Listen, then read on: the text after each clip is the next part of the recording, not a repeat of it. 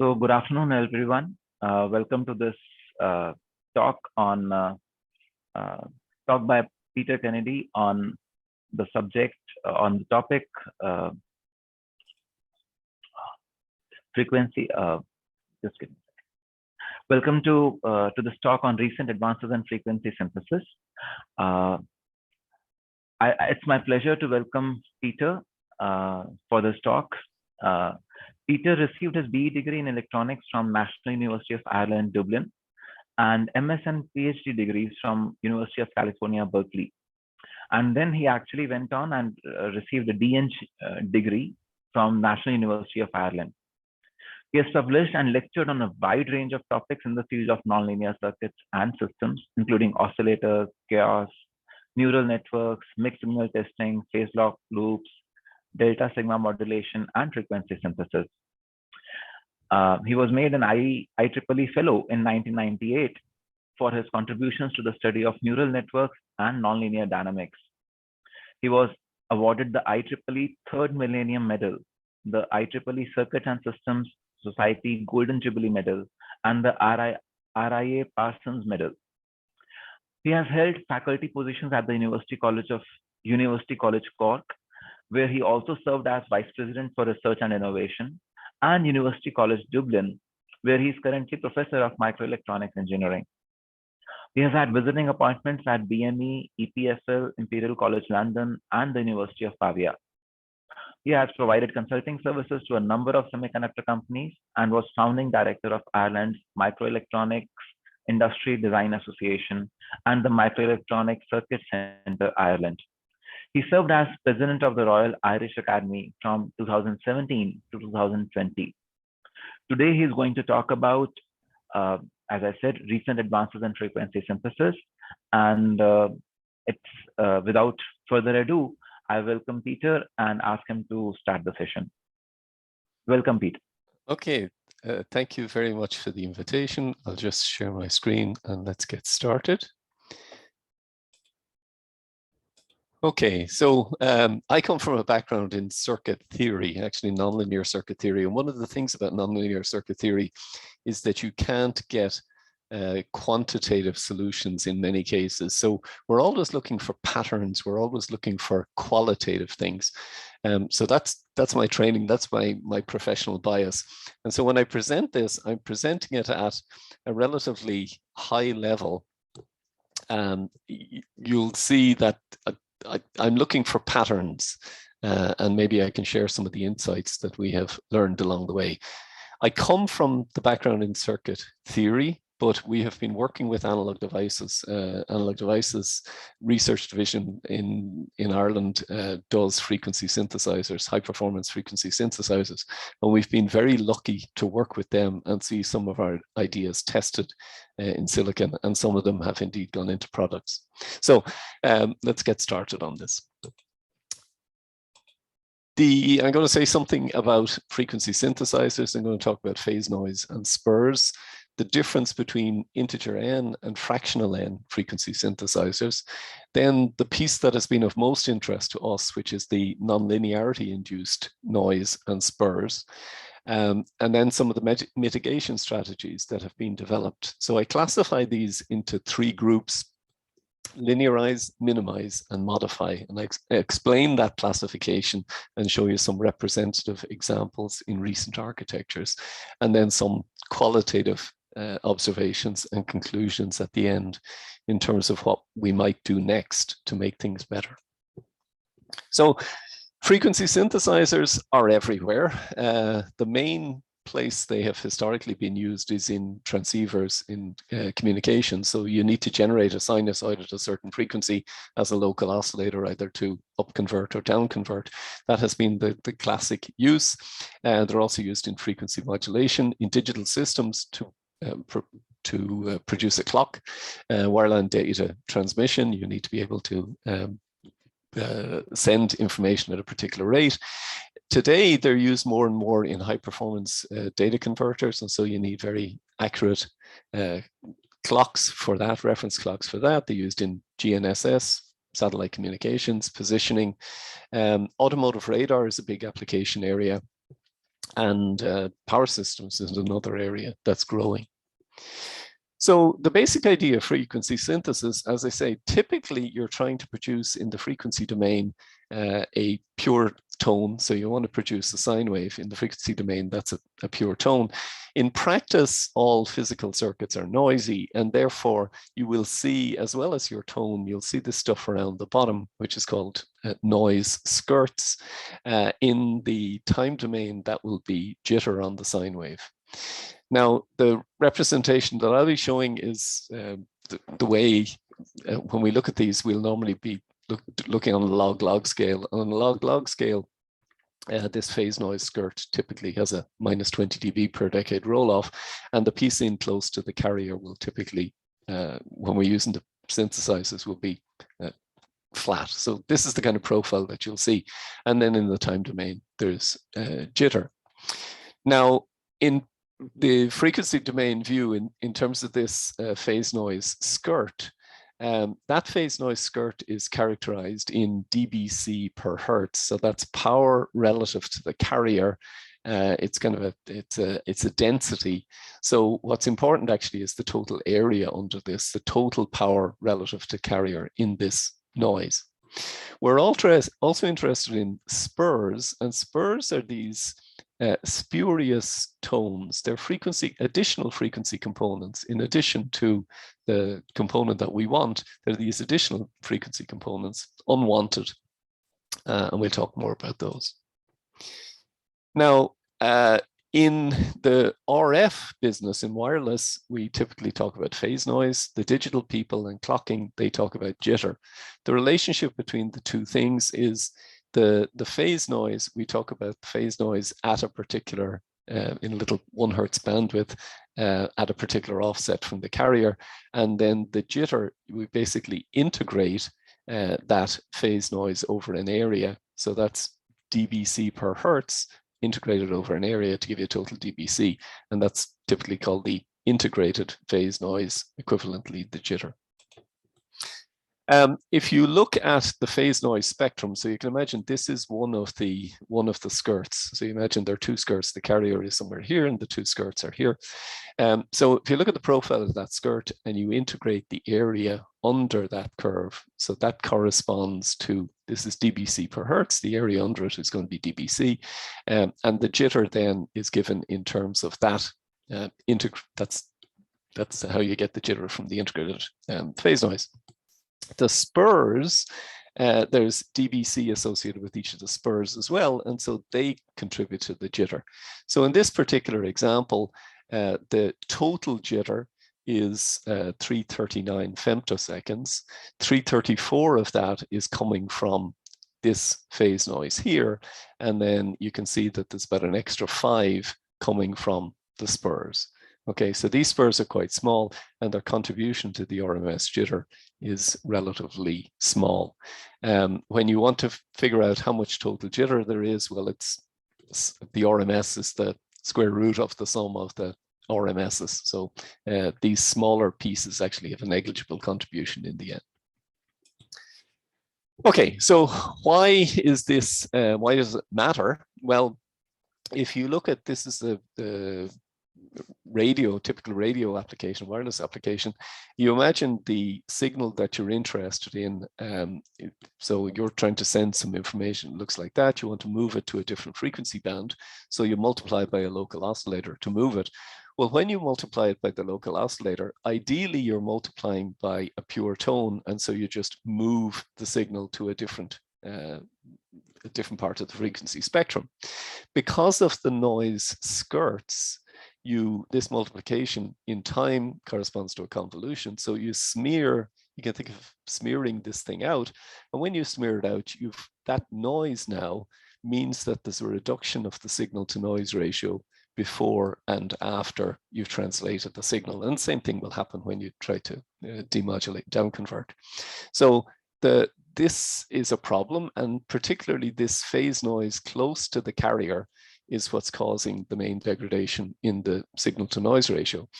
The noise that's far away from the carrier ends up typically in another frequency band, and so it's disruptive from that point of view. So you always try to minimize these components. I should just say, sorry, if there's another frequency component here, well then of course another frequency component will make another copy of this spectrum, and again degrade the performance and potentially interfere with another band. So that's why we don't like spurs.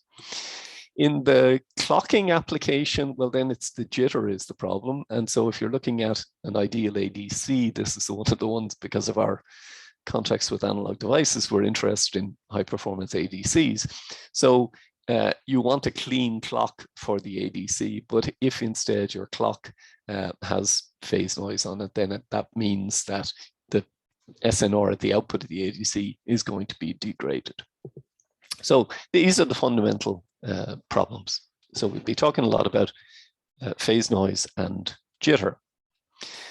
Now, the basic frequency synthesizer, what we want to do in a frequency synthesizer is we have a reference signal, and this is typically a crystal oscillator, and we would like to produce an output frequency at some multiple of that reference. So we have an integer n times the reference. This is going to be the output frequency. The way this is done is you have a controlled oscillator. So this is like a VCO or DCO or current controlled oscillator. It's an oscillator which is controlled by some control signal. So changing the control signal changes the output frequency. You take the output frequency, divide it, in this case, by a constant in a frequency divider to produce that divided down signal. You compare the edges of the divided down signal with the edges of the reference clock and bring those into alignment using a time difference measurement block, typically phase detector, TDC. And the output of that is then filtered and used to control the oscillator. So when this thing locks, these two edges are in alignment, maybe a little offset between them, but they're in alignment, and the output frequency is locked to an integer times the reference. Okay, now this is nice, it works extremely well, but the issue here is that n is an integer, and therefore the only frequencies that you can produce are multiples of FRF. So if you have a reference here at 100 megahertz and you're producing gigahertz on the output, well then the only frequencies you can produce are multiples of 100 megahertz. In many communications applications, you'd like to produce smaller steps, and we'll come to that. So there's a very nice paper from Mike Perrott in 2002, who goes through this system and tries to explain what kind of phase noise you're going to see at the output based on the components in the block. Now, this is a basic charge pump configuration. So there's a phase frequency detector here and charge pump that's doing your time difference measurement, loop filter, voltage controlled oscillator, and the divider at the back. So you have the VCO, and the circuit designer does their best job to produce a VCO that has the lowest possible phase noise. They will produce something that has a roll-off of minus 20 dB per decade. So out to the high end of the spectrum, there's going to be a VCO rolling off at minus 20 dB per decade. The other components in the loop here will have physical noise. So it's physical noise associated with resistors, transistors, and other components, digital components in the loop here. So there's physical noise, and you can model that as white noise. So all of this is modeled as white noise components from different sources. There's another source, which is the fact that you're updating the error once per tick of the reference clock. So there's another tick, tick, tick, tick, updating the reference. And that's what's called reference feed through. And that's a pure tone that's fed through at the reference frequency. So typically what you want to do is you want that pure tone to be pushed way out to high frequencies. And that's why you use a high frequency reference away from the carrier. And you use the filter here to attenuate that signal. Now, how do those components combine? Well, here's a phase domain model of that system, also from Perrott.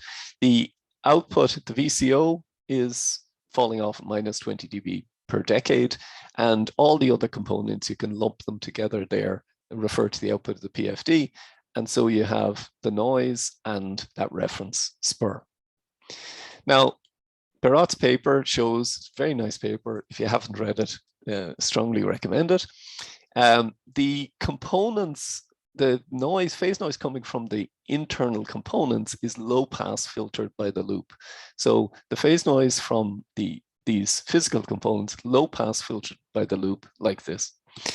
The phase noise coming from the VCO is high pass filtered. So the phase noise from the VCO is high pass filtered. And the combination of those two defines the envelope of the phase noise of your synthesizers.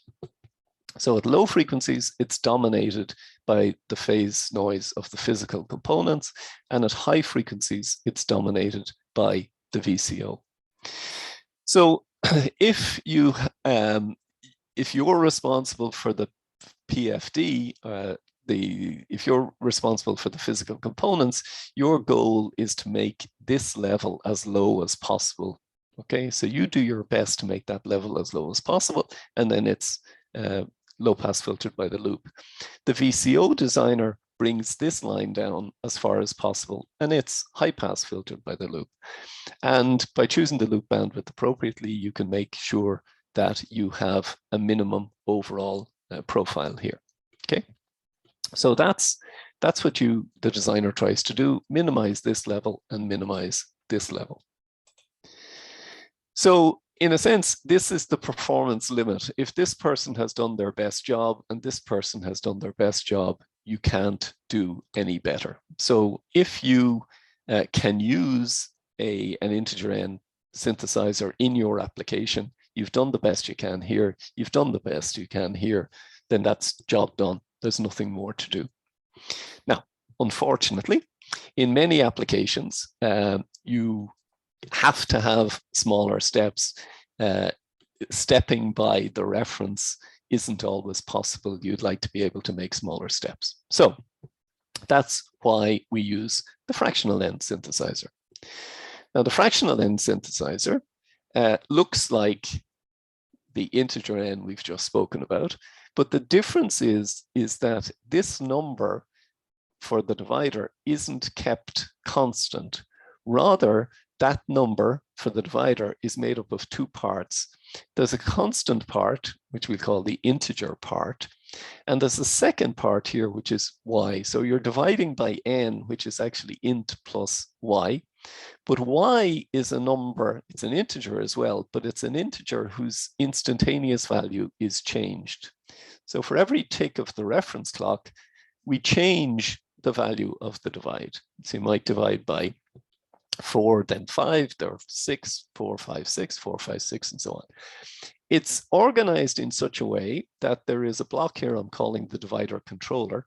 And the divider controller is asked to produce a division, a fraction here, a fraction of two integers, frac and mod. That's called the modulus, and this is the fractional part. So frac over mod.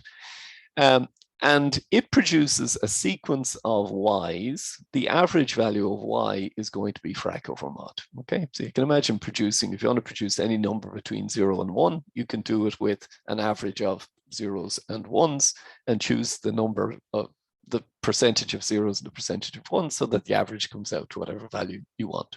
Okay, now this architecture allows you now to take steps that are smaller than fref. The smallest step you can take is fref divided by mod. If you buy a part from Analog Devices, the mod value is 2 to the power of 25. So you can take a frequency step that is of the order of fractions of hertz coming from a 100 megahertz reference signal. Okay, so that's how the frac-end synthesizers are set up.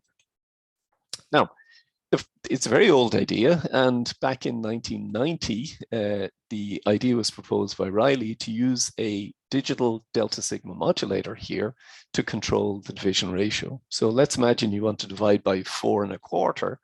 Well, then you can do that, divide by 4, 4, 4, and then 5, 4, 4, 4, and then 5, and you can produce an output signal that's 4 1/4 times the reference. Okay. But if you look at what happens, you count 4 cycles of the output, 4 cycles of the output, 4 cycles of the output, 5 cycles of the output, 4, 4, 4, 5.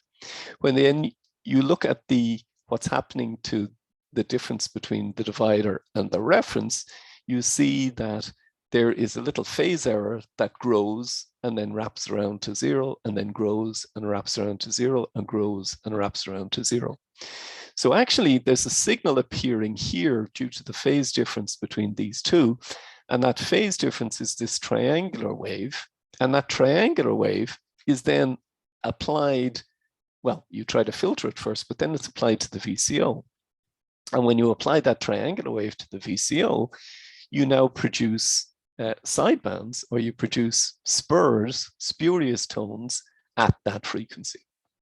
So this is a fundamental problem with this design, that you get this sawtooth type behavior.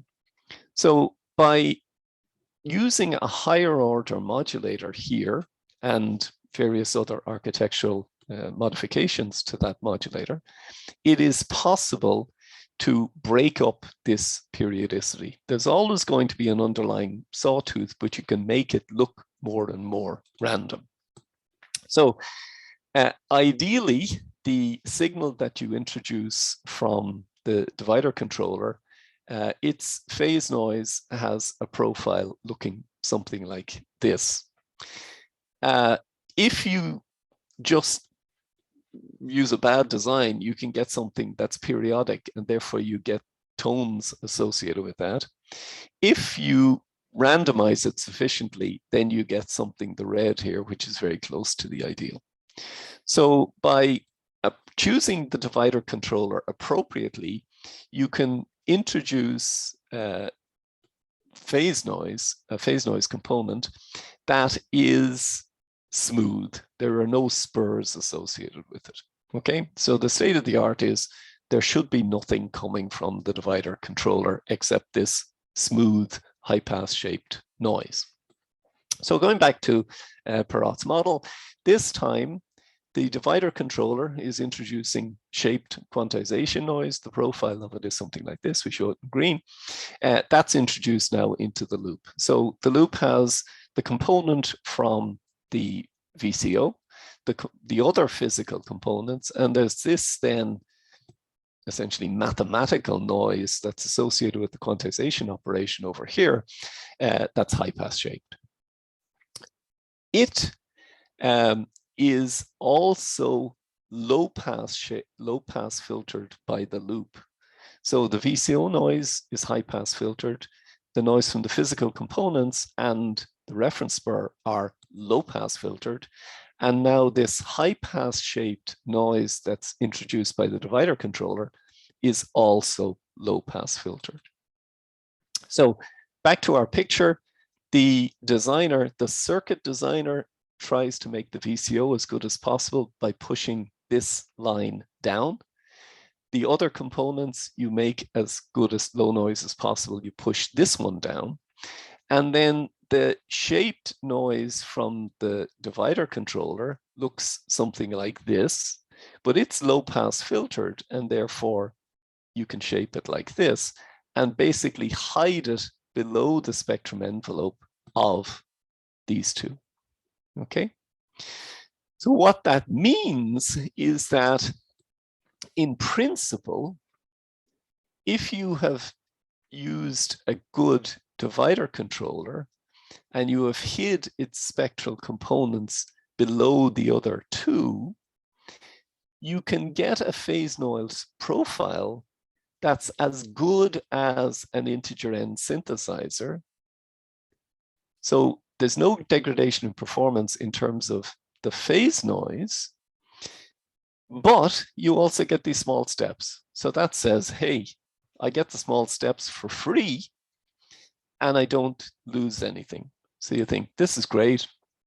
FRAC-N synthesizers are the answer to all of our problems. Now, there is a little issue here, and the issue is the following.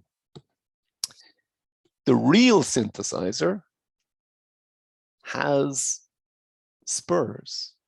Now, none of this is predicted by the linear theory. The phase noise profile, this was noise, this is okay. The VCO, this is also okay. We said that we could produce a divider controller that had a nice, clean, smooth spectrum, so this should be okay. So where are these spurs coming from? Back in 2003, Steart's group in Leuven, they did a circuit level simulation of the system. So this is actually, well, actually it's a MATLAB or Simulink model.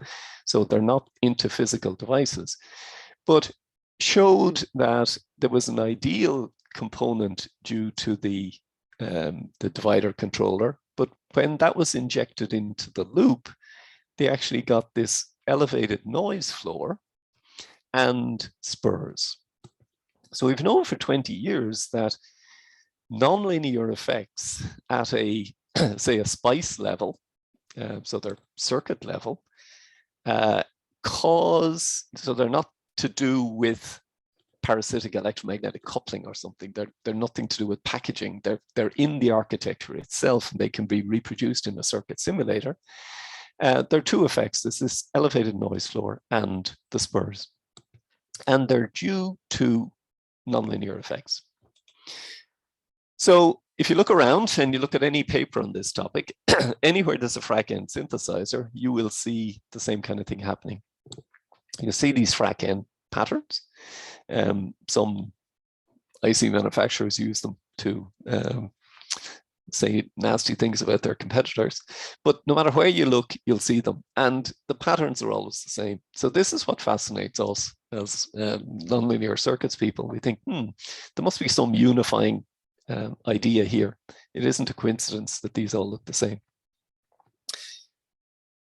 So what is it? Where could these spurs be coming from? Well, if you look at the blocks here and say, well, okay, where are the spurs coming from? The divider controller, we just said we designed this divider controller so that its spectrum is smooth. So they're not coming from there. The loop filter, we can make a nice linear loop filter, not coming from there. Controlled oscillator, not coming from there. We can operate that over a very small range. Frequency divider, not coming from there. So this is probably where they're coming from, this time difference measurement block. So what's the problem? If you take the spectrum of the shaped quantization noise, high-pass shaped quantization noise that is introduced into the system by the divider controller and put it through a linear measurement block, nothing happens. But if you put it through a nonlinear measurement block, then you see the two effects. You see the noise floor rises and you see spurs. And the spurs, positions of the spurs are related to the underlying signal produced in the divider controller. So specifically, if you think of a very simple piecewise linear nonlinearity, you can actually separate the thing out. So the signal that's introduced by the divider controller has this sawtooth shape. It's randomized by adding dither typically, but the underlying sawtooth shape is still there. And when it interacts with the nonlinearity, we see the two effects. We see the noise floor come up and we see the spur produced. So it's interaction between that time difference signal and the nonlinearity that produces these two effects. So if that's what's causing it, then let's think about how we get rid of it. And I'm classifying the ways to get rid of this effect, which causes the elevated noise floor and the spurs. There are three basic qualitative techniques. One, we'll linearize the nonlinear element. Two, we'll minimize the dynamic range of EAC. And three, we'll modify the statistics of the time difference signal. So what does it mean, linearize the nonlinear elements? Well, we said that the problem was that the time difference we were trying to measure was moving all over the place. And because the time difference is moving around a lot, it's hitting the nonlinearity.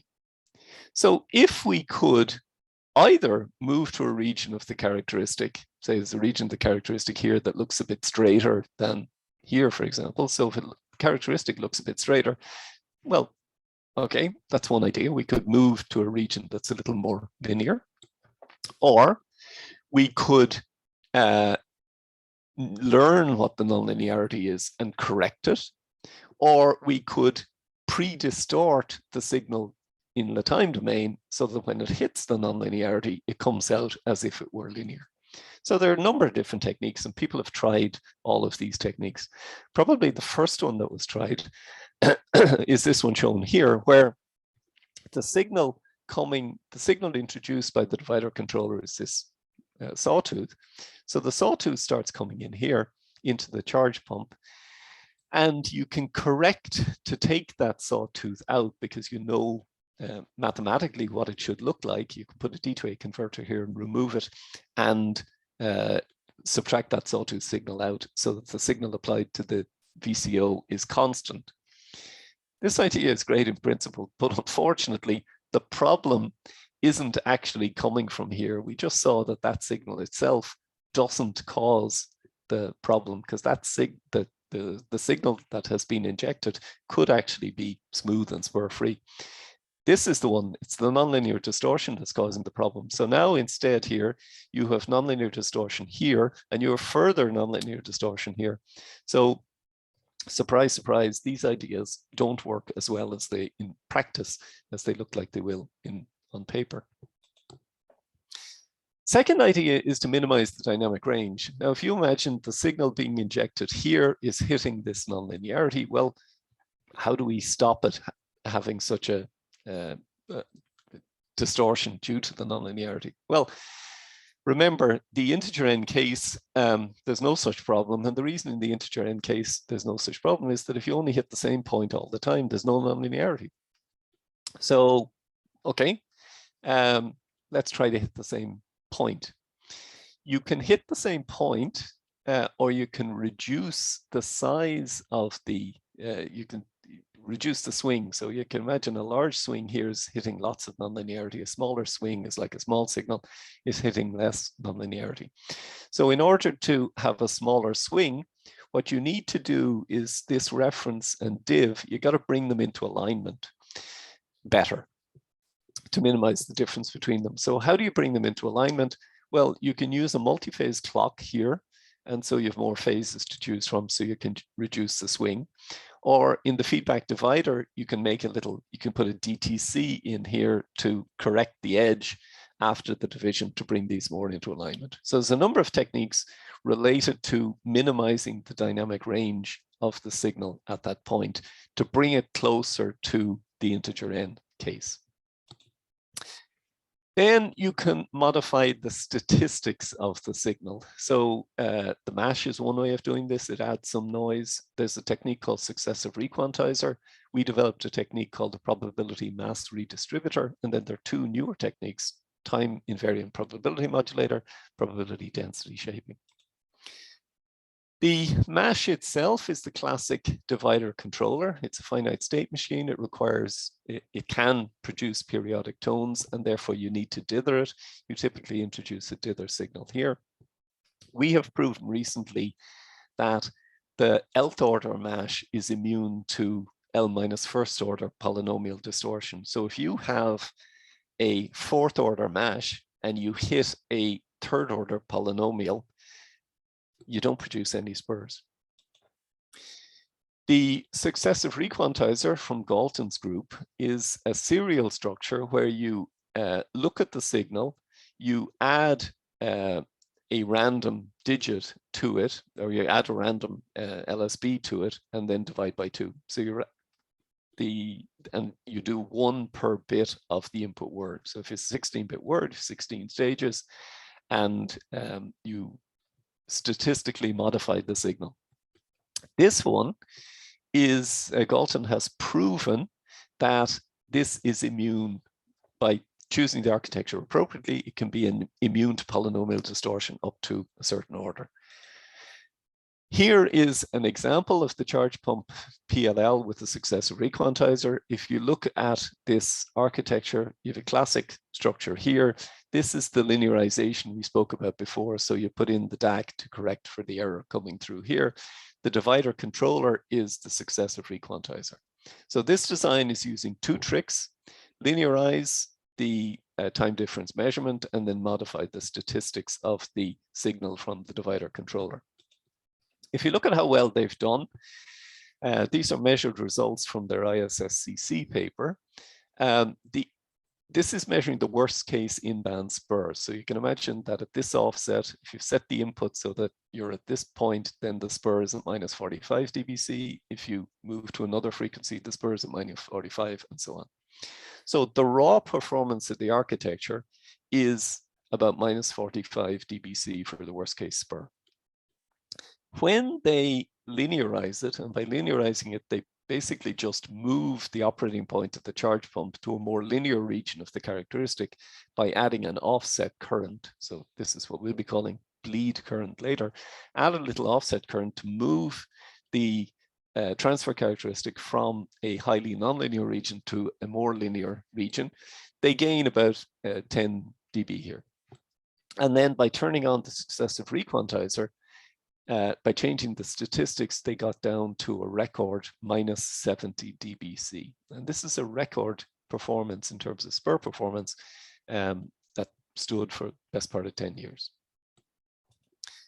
We took another look at this more recently, and we said, right, let's just take a conventional MASH architecture. And the reason for doing this is because in the IC design business, people like to, they're very conservative and they like to make minor tweaks to designs that already exist. They don't like revolutions. So we thought if we just introduce a little block here that you could turn on or off, then you could, if it doesn't work, you switch it out. If it works, you leave it in. Anyway, we use this to modify the statistics of the output of the MASH, taking the sawtooth waveform that has been made noise-like, so that when you get to the input to the time difference measurement block, you essentially have something that looks like noise. We changed the probability distribution so that it has more or less two separated big peaks. And when we did this, we were able to reduce, so this is the measured spurs in the raw MASH. This is with bleed current, so you move the characteristic to a more linear part of the characteristic, and then you turn on PMR. And by turning on the PMR, we were able to get down to minus 72 dBc. So if you look at these architectures, this is by modifying the statistics of the signal coming from the divider controller in a classic charge pump PLL. So just modifying the statistics, and by modifying the statistics, that worst case spur, the record is now standing at minus 72 dBc at 4.4 gigahertz center frequency. If you normalize everything to 1 gigahertz, that's the numbers are minus 72, minus 85. Okay, so that's modifying the statistics, and that's really the latest idea in terms of how do you improve the performance. The other things that are happening in the frequency synthesizer world is the sampling PLL architecture is becoming more common, and all digital or digitally intensive architectures are becoming very popular. So here's a recent example from 2019 of a sampling PLL with a linearized DTC. Okay, so this is digital to time converter. So what's happening here in this architecture, there's a VCO again. Here's our divider controller in the feedback. It's driven by a delta sigma modulator as before. So that's dividing, that's the classic divider controller. The time difference measurement is done with this sampling block. The reference edge of the clock is moved with a digital timed converter to bring it into alignment with the fedback edge. So this is what I would call the minimize technique, where you're trying to get close to integer n performance by bringing the edges into alignment and therefore minimizing the effect of the nonlinearity. They were able to achieve minus 64 dBc, which in terms of digital architectures is extremely impressive. Here's another one. This is from Mercandelli, the Levantino and Samori group, where again, you see an architecture where there's a VCO here, the multimodulus divider. This is the sampling phase detector again. And a similar idea, the DTC is used to bring the edges into alignment. By bringing those edges into alignment, they're able to get again to minus 63 dBc. So you see that charge pumps were doing around minus 70. These are doing around minus 60, minus 63. This is their most recent work. Sorry, this is another, this is more recent work by that first group I mentioned, where they have brought the edges into alignment using the DTC and they have then used another trick here. This is the multimodulus divider in the feedback path with reduced quantization error. So essentially what they've done is they have made this divider behave as if there were multiple phases on the clock. So by using multiple phases on the clock, or emulating multiple phases on the clock, they can reduce the spread of the signal at the input to the time measurement block even more. They have now got down to minus 72. This is extremely impressive. So you look at what the sampling PLLs have done, the raw spur performance, they brought it down to minus 72, and this is at a 5 gig sampling PLL. So normalized to 1 gig, that's minus 86. All digital PLLs, there were lots of work in the all digital PLLs as well. The biggest breakthrough, I would say, in this field has been the time invariant probability modulation. So this is coming from the group at KAIST, Choi's group at KAIST. Once again, they have a modification block here. This is where they modify the statistics of the signal coming from the MASH, use it to control 2 DTCs to bring the edges into alignment. So there's a bring the edges into alignment, then there's a residual nonlinearity, and use this modification of the statistics to deal with that nonlinearity. The worst case fractional spurs come down from minus 50 here to minus 58 by using the statistical modification. Santiccioli, also from Levantino's group, has a bang bang PLL with a linearized DTC. The trick again here is to bring the edges into alignment. And they have been able to get down to minus 61. So the bang bang PLLs and the all digital PLLs are proving to be more difficult.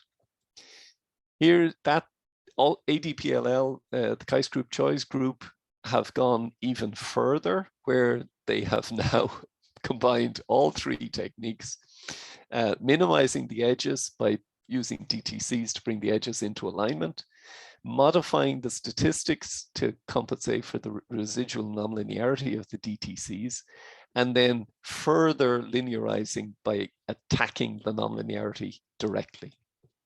They have gone from minus 45 down to minus 63 again.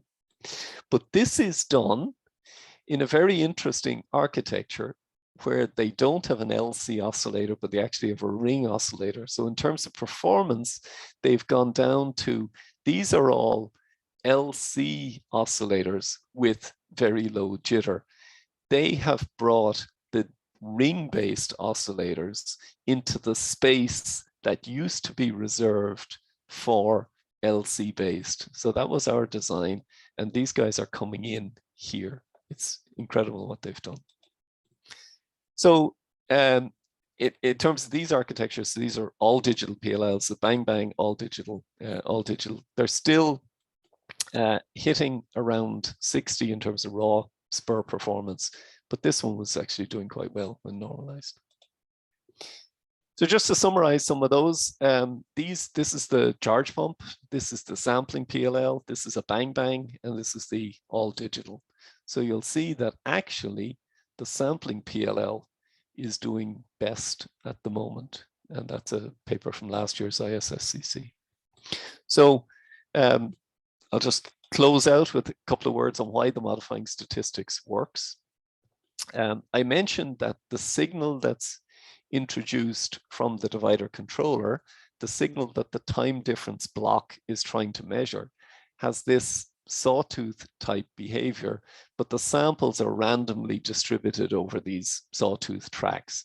And the distribution over the tracks is some distribution like this. So you can actually predict what's going to happen if you imagine that the signals from these tracks, and here are the tracks here, the signals from the tracks are distributed with this probability. So there's the probability distribution along the tracks. They hit the nonlinearity. So this one hits that one with this probability. This one hits that one with this probability. This one, and so on. You then map, well, where does that input track end up? That input track hits the blue here, which corresponds to this region here. And there's the probability of the distribution of points along that track. So that's what the probability looks like. And if you map these through, you can actually figure out at any point in time what there's a probability, certain probability of being here, a probability of being here, a probability of being here, a probability of being here. So you're only on one of the 4 tracks. What's the probability of being on any of the 4 tracks? And you work out the resultant probability. You get a thing called the probability noise. So the periodic nonlinearity noise is this curve here, which is the weighted sum of these tracks according to the probabilities. It turns out that you can calculate that in specific cases. And if you can show that that periodic nonlinearity noise is constant, then it means that there will be no spurs. So this is that result applied to a MASH 111 with a cubic nonlinearity. So when you hit it with that's a MASH 11, a MASH 111, and a MASH 1111, which has been proven to be spur-free for cubic. This is exactly the same idea that has now been used by Choi and his colleagues, where they applied it to the DTCs. So they assumed they have a nonlinear DTC. The nonlinear DTC gives them the spurs and the elevated noise floor. By modifying the probability distribution on the tracks over an assumed nonlinearity, they can then force the periodic nonlinearity noise to be constant and thereby remove the spurs. So in conclusion, integer n is the best. If in your application you can use integer n, then you should, because it is inherently linear. The only spur you're going to be dealing with is the reference spur.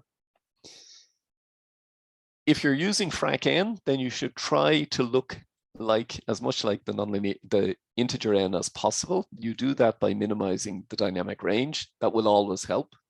Linearizing the nonlinearities will always help. After you've done these two, you will inevitably be left with a residual nonlinearity. Something like the INL, I believe, in data converters. And modifying the statistics allows you to deal with the residual INL. So I believe that a combination of these 3 techniques will give you best possible performance. So that's it. I'd like to thank all my students who helped with this work over the years, and with analog devices, without whom we couldn't have, well, we wouldn't have known about some of the problems, and we certainly wouldn't have had the opportunity to try to solve them in the real world. The work is funded in part by Science Foundation Ireland and our National Microelectronic Circuits Centre, which is an industry-led research centre in this field. If you wish to contact me, that's my email address, and I have the references summarized at the end there. So thank you for your attention, and I'll be very happy to answer questions.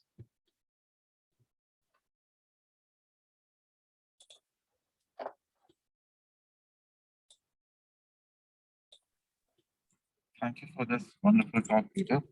I would suggest, I would request, if there are any questions, please ask.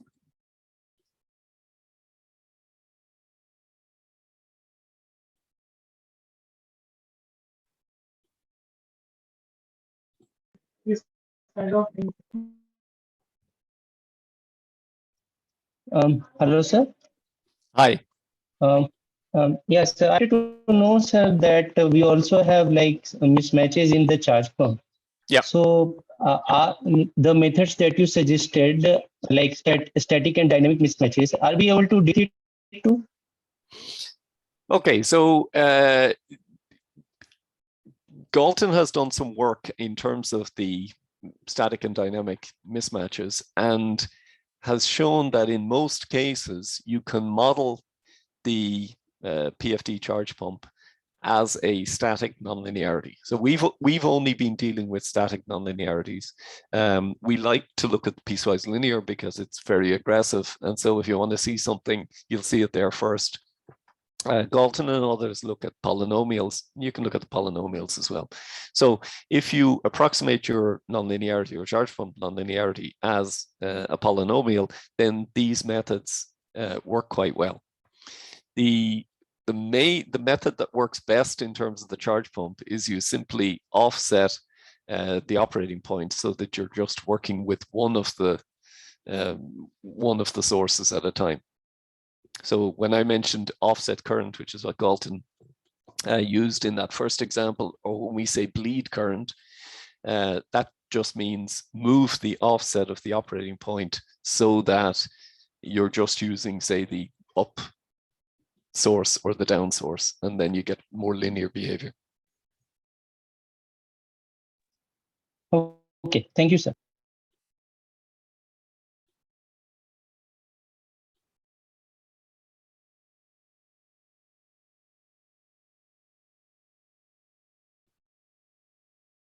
And I just say from the manufacturer's point of view, that's what they recommend to their customers too. So if you want to improve, they will give you a setting for bleed current that will give you better performance than the raw operating point.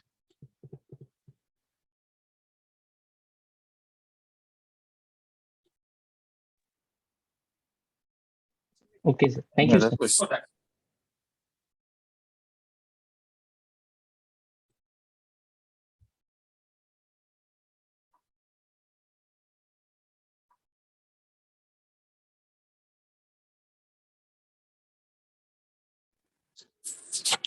Any further questions?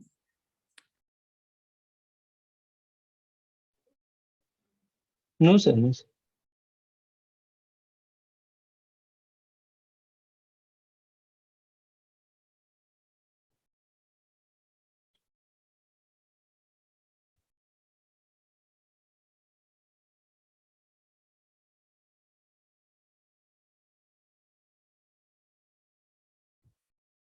Your vast experience in the domain and the work that you've done, that was fairly evident.